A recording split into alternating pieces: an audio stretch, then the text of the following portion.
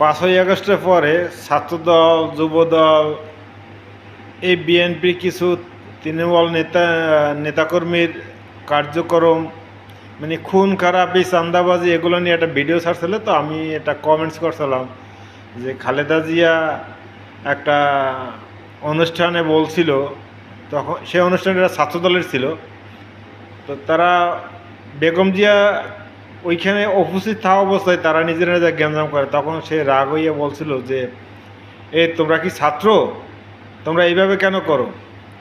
হ্যাঁ, এবং এইভাবে কথাটা কই যে তোমরা টোকাইদের মতো করো কেন? তো ছাত্রদল টোকাই দিয়া ছাত্রদল হয় না, তোমরা ভালো মানুষ দিয়া বা ভালো ছাত্র দিয়া ছাত্রদল করো। তা আমি ওইটাই কমেন্ট করছিলাম যে খালেদা দিয়ে তো এমনি এমনি কয় নাই, তো এগুলার এখনই প্রতিফলন। তো আমার ওই কমেন্টস দেখা ছাগলের 3 নাম্বার বাচ্চার মতো কিছু লোক আমারে জিজ্ঞাসা করতেছে আমি কি সাথে ছিলাম।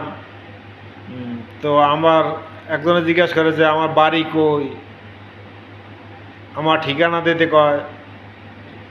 আজকে দেখেন আমরা কোন সভ্য জগতে বাস করি। মেট্রোলের নিচে গরুর হাট, পদ্মা সেতুর পিলারের নিচ থেকে মাটি কেটে নেয়, আদানি এই হসপিটালটা বন্ধ করে দিল, কত যে কার্যকলাপ করতে আছে, এগুলা দিয়া কি বুঝায়? এগুলোর ব্যাপারে কেউ সত্য কথা বলতে গেলেই হইবে কি রাজাকারের সন্তান, রাজাকার, দেশদ্রোহী, এই ধরনের মন্তব্য করবে। তো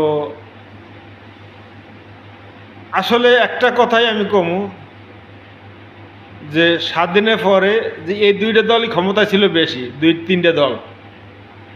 এই বিএনপির দ্বারা দেশটা যে এত ধ্বংস হয়েছে, এটা কোনো দলের দ্বারা হয় নাই।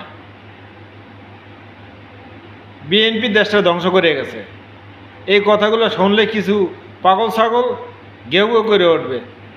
আরে মাথায় ঢুকাইয়ে দেখো যে তারা 2-3 টাইম যে কয় ক্ষমতায় ছিল, যে কী করছে দেশের জন্য? কোনো উন্নয়নমূলক জনগণের কোনো কাজ করছে?